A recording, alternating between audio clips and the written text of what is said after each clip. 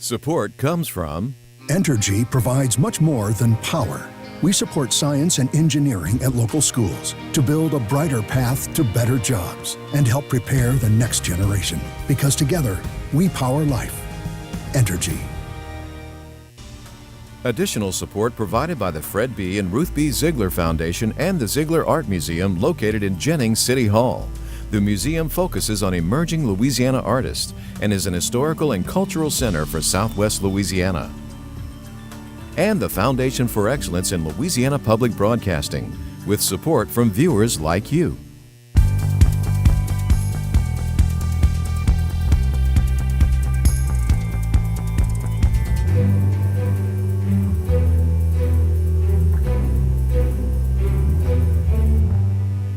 "16 months out of your home is way too long." A new year, but for many, the same old heartaches. We like to say that we are now hearing the universe. Louisiana's role in the stories rocking the world of science. He says he won't call a special session in February unless there's some kind of tentative deal in principle. The state forecast in business and politics. Hi everyone, I'm Andre Morrow. More on those stories in a couple of minutes, but right now on the state we're in, stories making headlines this first week of 2018. Freezing is the word of the new year so far in Louisiana. Temps in December were already below average and cold since before Christmas, but things really turned frigid New Year's Eve. Lows this week reported from the mid-teens in North Louisiana to the mid-20s along the coast, with highs struggling to get out of the 30s and mid-40s. Homeless shelters are packed, plumbers are at a premium to fix frozen pipes, and the state fire marshal reports an uptick in house fires. They say mostly caused by the misuse of space heaters. And check out snow flurries from the unlikeliest of places. This taken from a boat in the Gulf of Mexico, 30 miles south of Abbeville, courtesy of James Spann on Twitter. The cold took some bite out of the size of crowds at New Year's Eve celebrations, but people still turned out in the many thousands in New Orleans for the fleur-de-lis drop and Baton Rouge for Red Stick Revelry. At midnight, fireworks over the Mississippi River, and from this vantage point, the old state capitol welcomed 2018. Baton Rouge ended its bicentennial celebration, and New Orleans began its tricentennial festivities with the start of the new year. Governor John Bel Edwards wants the Public Service Commission to consider lowering utility rates in light of a recent reduction in the federal corporate income tax rate. The governor is asking the PSC to review the recently signed Federal Tax Cut and Jobs Act to see where savings could be passed on to people in our state. I extend an invitation to all who are willing. Let's begin today to build the Baton Rouge that we all aspire to. The Baton Rouge that our children deserve, the Baton Rouge that generations to come will be proud of. That's Baton Rouge Mayor Sharon Weston Broome. She kicked off the new year with 2 State of the City addresses, this one at the Baton Rouge Rotary Club. She highlighted accomplishments during her administration so far and gave a long to-do list to make the capital city better in 2018. She ended 2017 by naming Lieutenant Colonel Murphy Paul of State Police as the new Baton Rouge Chief of Police. The U.S. Department of Agriculture named 2 Louisiana parishes as natural disaster areas from flooding caused during the agonizing onslaught of Hurricane Harvey in 2017. Farmers in Avoyelles and Catahoula parishes are now eligible for low-interest federal emergency loans from the USDA's Farm Service Agency. Farmers have 8 months to apply. The agency says it will consider each loan application on its own merits. More than 20 new state laws are now in effect, including one hoping to ease tensions between drivers and police during traffic stops. The state now requires driving schools to give lessons on driver conduct when you get pulled over. Dr. Joe Johnson, 3rd president of Grambling State University, has died after a long illness. He was Grambling president from 1977 to 1991. He's known for working to save Grambling from financial collapse during his tenure. During that time, school enrollment increased from 2,600 to 7,000.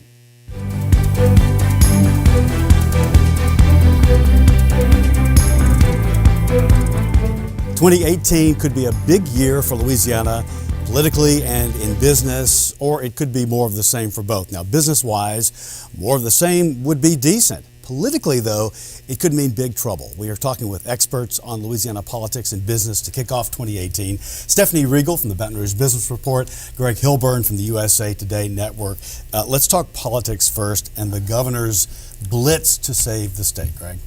Well, coming into 2018, the state is facing, at least for the budget, is facing the same thing it has faced for the past 2 to 3 years. There is could be as much as a $1 billion shortfall once a temporary 1 penny sales tax falls off the books in July. And so the governor is hopeful that the legislature will raise enough revenue to fill that hole. And he came out hard, especially in December, with his plans and his decisions on how he wants this to unfold with a special session before the regular session, if he's got the votes to do it. Talk about that a little bit. Well, so the governor has given it's like a mandate. a January 19th deadline for there to be some kind of a deal reached between he and the legislature. And when he says that, it really means between he and the House. They've had a very fractious relationship, have not been able to come to much agreement. And so he says he won't call a special session in February unless there's some kind of tentative deal in principle. Has he done enough to lay the groundwork for this? Well, I'm not sure. I don't sense that his preference, much of which is built around income tax reforms, which means increasing income taxes, and I don't sense that will sell yet in the House. So I think that ultimately there could be a special session in February, but I think that ultimately the special session will be pushed back after the regular session, so as there's a pressure point, which is the looming budget, right in front of them. That's when I think that the session will happen. He told me in an interview right before the end of the year that we were at that point, and when people get pushed to the cliff, then they will react differently. But you're saying there needs to be a little more pushing. I don't think February is at the cliff. Okay. I think the cliff, the proverbial cliff, you can't look over the edge until you're looking into July 31st until the next fiscal year. All right, Stephanie, business-wise, the state, New Orleans, landed DXC Technologies, a big get. Of course, incentives always help or the reason why Louisiana gets big business. But so 2017 wasn't bad. What do you see ahead this year? 2017 wasn't bad at all, but it wasn't great. I mean, DXC was a huge win for the state, but when you look across the economy as a whole, our job growth has been pretty stagnant. I mean, we're talking less than 1% statewide. Baton Rouge has done better than other areas, but a lot of the areas in the oil patch have still been really hit hard. And the oil prices just have not gone up enough to justify new production. So, I mean, the state is really sort of lagging. The big industrial construction boom that has been the topic of the past 3 years that's really fueled a lot of the growth, particularly between New Orleans, Baton Rouge, and Lake Charles, all along the Gulf Coast. That's sort of slowing. A lot of those projects, the first wave of them have been completed. And some of the big announcements that we heard of a couple of years ago, like Sasol, for instance, some of the gas to liquids plants, those are on hold. A couple of them have been scrapped altogether because market conditions globally have changed. So that has a trickle-down effect. Our economic development people are always working to get more DXC technologies to diversify us away from the oil and gas sector. Do you know of something, though, that is going to be announced this year? I wish I could give you a big No scoop, huh? I don't. Mayor Sharon Weston Broome yesterday said, that's the problem with business recruitment. You can't talk about it until the deals are inked. I know they're working on things, but I don't know of anything particular coming down the pike. And I would suspect, really, that anything we do see will be relatively small. The big things are going to be in the petrochem sector. The one thing we see is that a barrel of oil, the price is coming up a bit. Yes. So this is where business and politics do blend, especially in our state. So how do you see that making a difference if, say, we're at $60 a barrel as opposed to where we were? The Revenue Estimating Conference met in early December, and they said at that time, the three economists said, economic forecasts are all over the map with respect to oil prices. And one forecast had them going up, one forecast had them going up, as we see now, but just a little bit and only for a limited time. The other forecast had them going down. So as far as the state's concerned, they haven't adjusted the budget to really account for those higher oil prices. Right. They're still being very conservative. Greg?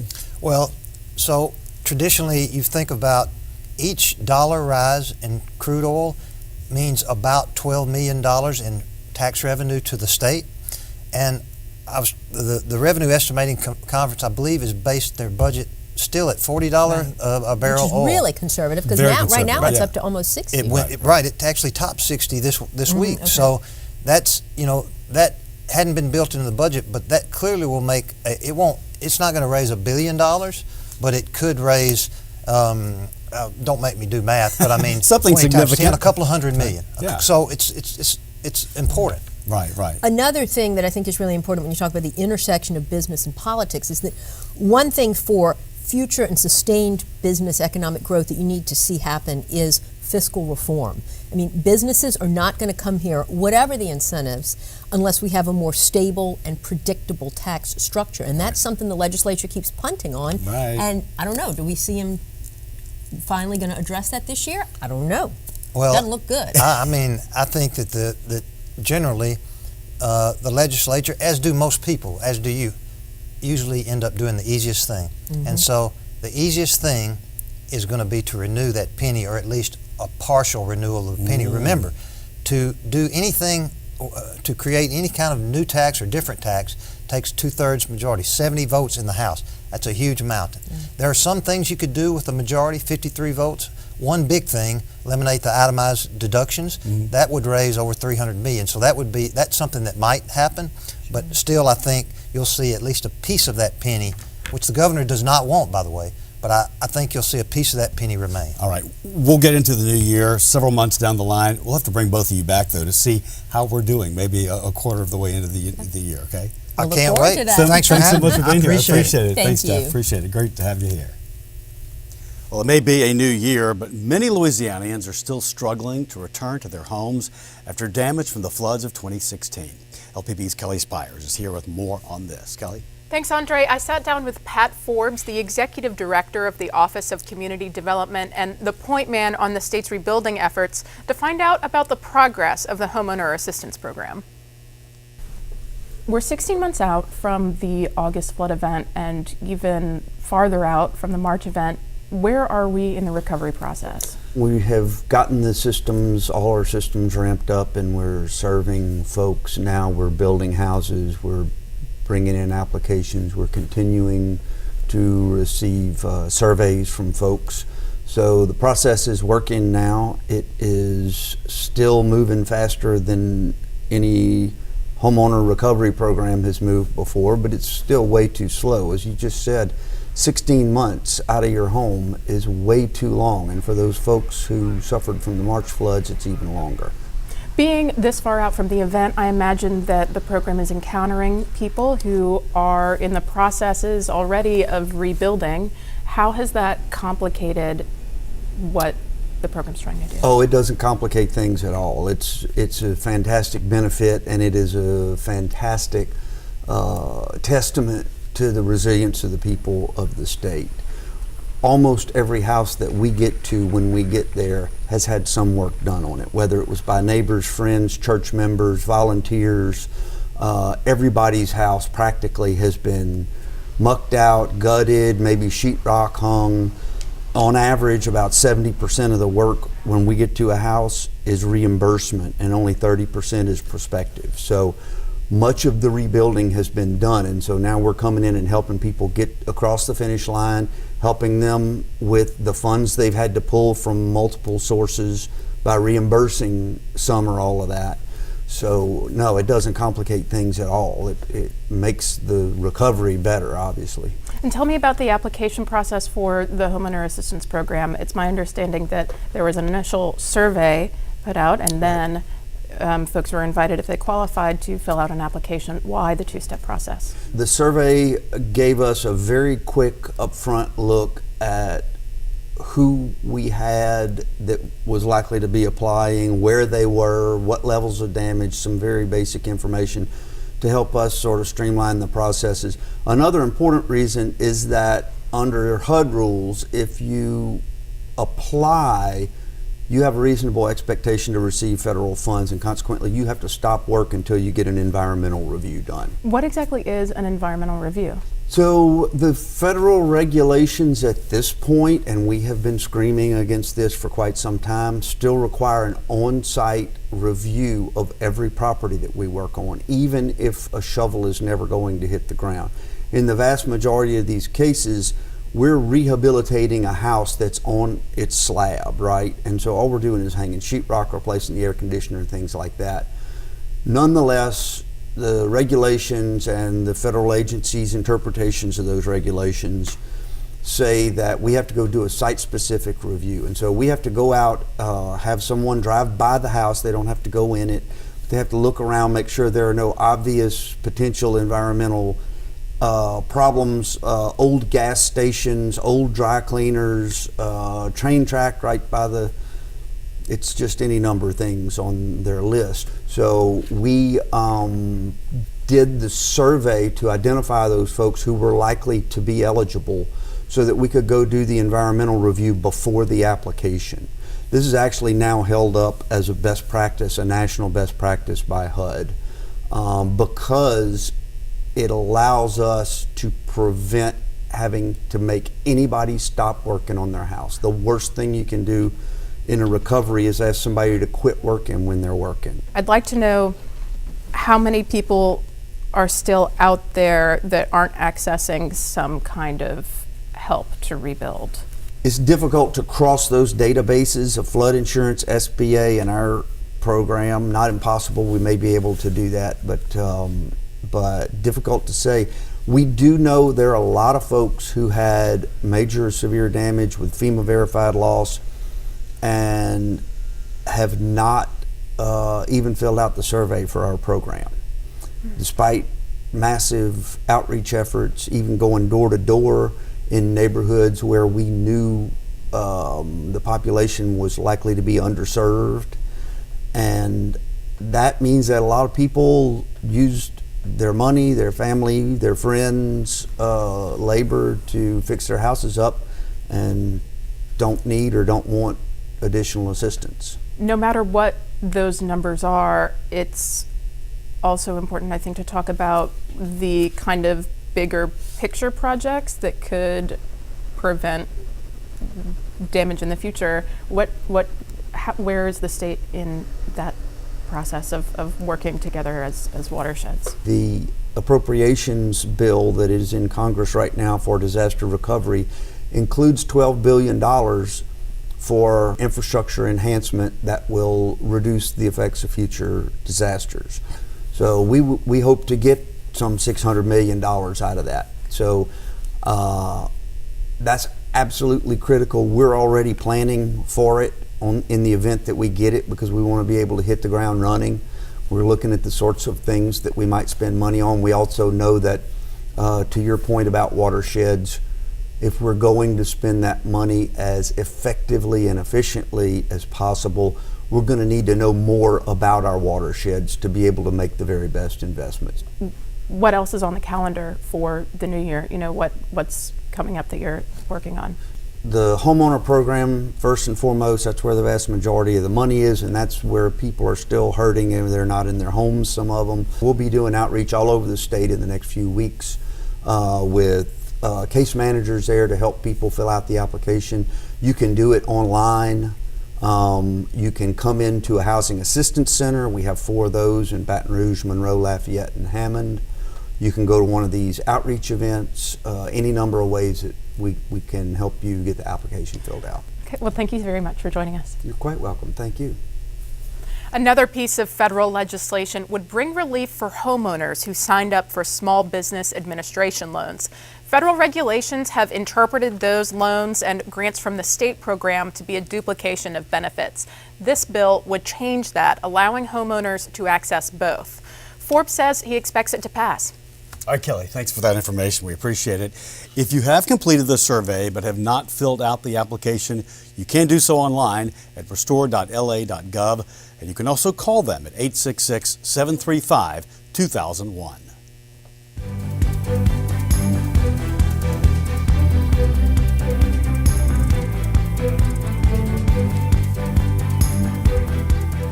So you have the flu.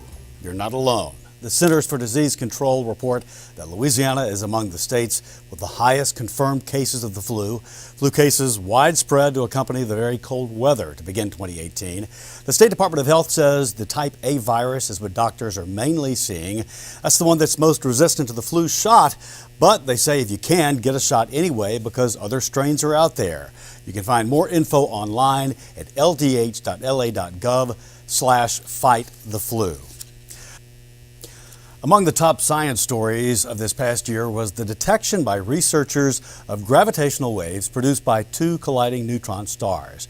The event was recorded by the LIGO facilities in Livingston Parish here in Louisiana and also Hanford, Washington, and the Virgo Observatory in Italy. LIGO made history in 2015 when it detected energy waves created by the merger of two black holes. LPB visited with former LIGO spokesperson Dr. Gabriela Gonzalez in March about how LIGO has opened up a whole new way to see outer space. Here's LPB's Kelly Spires. As a high schooler in Argentina, Gabriela Gonzalez already had a passion for science. I thought that you could explain everything with physics, because physics was about the atoms and the planets, so from the small to the large, everything was physics. So that's what I wanted to learn. Gonzalez now lives out her childhood vocation as a researcher and professor of physics and astronomy at Louisiana State University. She most recently served as spokesperson for the LIGO scientific collaboration that measures space-time. LIGO is a set of two gravitational wave detectors, one here in Louisiana, in Livingston, and another in the state of Washington. In these detectors, we measure the space-time by measuring the distance between mirrors that are 2.5 miles away.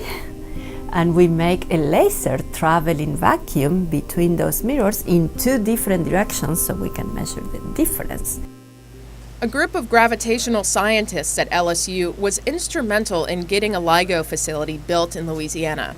Located on LSU property, LIGO's proximity to the campus provides a unique opportunity for researchers.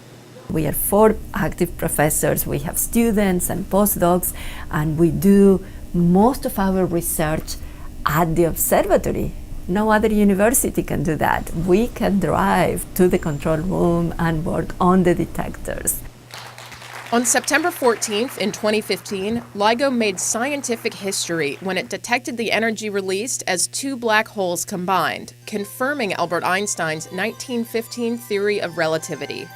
While we were tuning the detectors and getting ready, we saw this huge whooping signal at both Hanford and Livingston detectors. But this was consistent with a signal, a large signal of two big black holes 1 billion light years away. Each of these black holes had 30 times the mass of the sun, but in the size of a small city. They were rotating around each other and then they merged into a single black hole. And we saw the distortion of space-time that was produced in that last fraction of a second, which is when they emitted the largest amount of energy. They emitted 3 solar masses of energy following Einstein's E = mc squared. The LIGO team estimates the merger took place over 1.3 billion years ago. Gonzalez says the discovery opens a new window for astronomy, a way to visualize things like black holes, which don't emit any light. We like to say that we are now hearing the universe. Is like acquiring a new sense. We were seeing the electromagnetic waves. We see lights of all different kinds of frequencies, X-rays, gamma rays, but these are all electromagnetic waves. Now we can detect gravitational waves, which is like hearing the universe. We will be learning not just about black holes, but about neutron stars forming black holes. We will see the birth of a black hole. We will see supernova explosions in our galaxy, rotating stars in our galaxy that we can see some of those stars with radio telescopes, but now we can hear them with our observatories. So it will open a new way of doing science. LIGO detected a second signal from the merger of two smaller black holes on Christmas night in 2015. For her achievement, Gonzalez has received worldwide recognition and awards, including one from her native Argentina. Now, along with 6 other LSU female scientists, she also has her own trading card. As a girl, I did collect cards of different kinds, not of sports and certainly not of scientists. So I think it's a nice idea. It's very weird to see my picture there. Gonzalez receives emails from high school students, the general public, and even people in jail curious about her group's discovery. It's that sense of wonder, she says, that makes for a successful scientist. For anybody interested in science, whether they want science as a career or not, just interested in science, the best advice is to ask questions. Never stop asking questions. There are no stupid questions. So if you're interested in knowing how things work, ask questions. People will be very glad to answer if they know the answer. And if they don't, then it's your opportunity to look for an answer that wasn't known. LPB will broadcast a special episode of NOVA called Black Hole Apocalypse next Wednesday, January 10th at 8 p.m. The episode features LIGO's role in proving the existence of black holes. And that is our show for this week. Remember, you can watch LPB on demand on your phone or tablet with our LPB Anywhere app. The download's free from your app store. You can catch LPB news and public affairs shows as well as other Louisiana programs that you've come to enjoy over the years. And please like us on Facebook as well. For everyone at Louisiana Public Broadcasting, I'm Andre Morrow. Thanks so much for watching us. Until next time, that's the state we're in.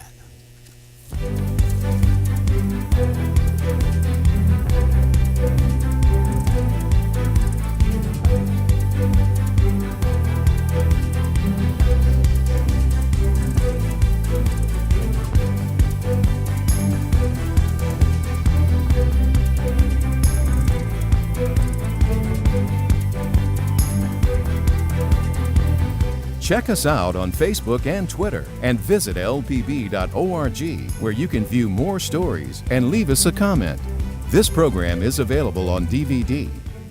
Support comes from Entergy provides much more than power. We support science and engineering at local schools to build a brighter path to better jobs and help prepare the next generation. Because together, we power life. Entergy. Additional support provided by the Fred B. and Ruth B. Ziegler Foundation and the Ziegler Art Museum located in Jennings City Hall. The museum focuses on emerging Louisiana artists and is an historical and cultural center for Southwest Louisiana. And the Foundation for Excellence in Louisiana Public Broadcasting, with support from viewers like you.